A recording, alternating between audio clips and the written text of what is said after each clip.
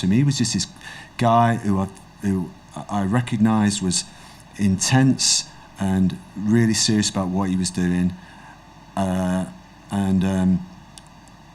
he was skint, and I had a load of guitars.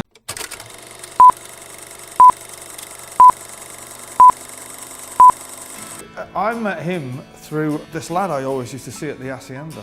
I never knew his name.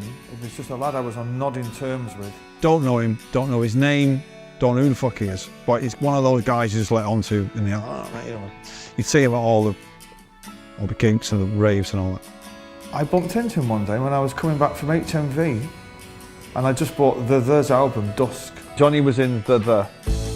I bought their most recent record, which was called Dusk at the time, and he said, "Oh, my brother's on that record," and I was like, "Who's your brother?" He said, "Johnny," and I was like, "Johnny Marr?" He said, "Yeah."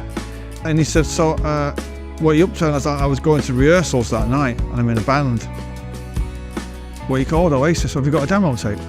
"I'll play it to our kid." My brother told me that I really should meet this guy because he's pretty cool. My brother's a man of very few words, and he's also he's a very discerning fella. So that means a lot coming from my brother. And then a couple of days later, Johnny Marr called me at home, said he liked it, and did I want to go for a drink? And we went to a bar and sat and talked about music, and I was like,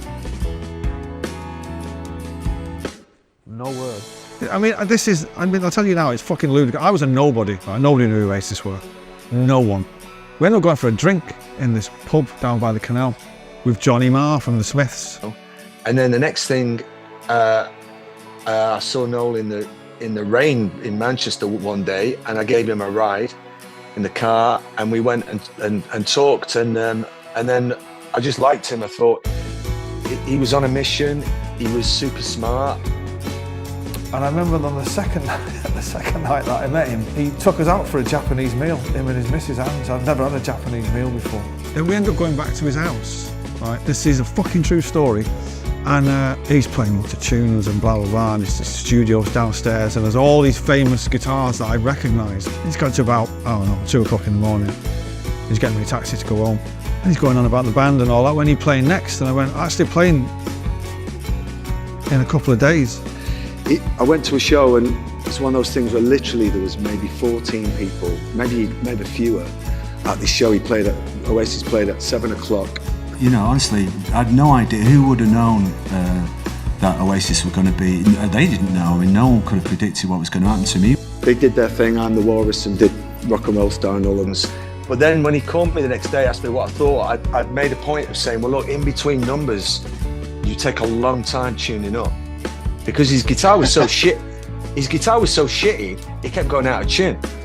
And so, because I only said that because he asked me, do you have any advice? And I said, well, you really could do with a backup guitar. He said, well, that's quite rightly. He said, well, that's okay for you to say, And I'm on the dole, I'm living in India House. So I was like, good point. And so I thought he needed a guitar, and I thought he needed a guitar, and I can't give him a crappy one.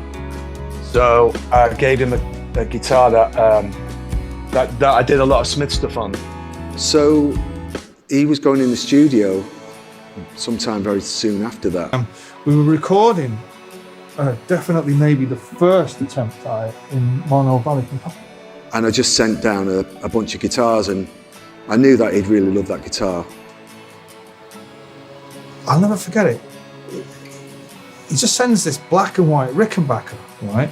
That's just in a shitty case, and I'm looking at it, and I know I'm going, surely he's not fucking mad enough to send down the Smiths guitar to a load of scallies from a council estate in South Manchester. Turns out he is that mad. No, he was just a kid. He also came from we've got a lot in common. He comes from a similar background to mine. He comes from an Irish family, and it was just it was really easy thing for me to do, and I wanted to help him out. My management then became Oasis's management. I got a phone call a few months later one morning, and Kat from the office phone, she said to me, oh, hey, Johnny, hi. Did you hear about what happened last night in Newcastle? I was like, no. And she said, a bit of a problem. The guitar got broken. Noel's Les Paul got broken. There was the band had a fight with the audience. I suppose you get sick of being asked this, but it started off in Newcastle with a bit of fisticuffs. What was all that about?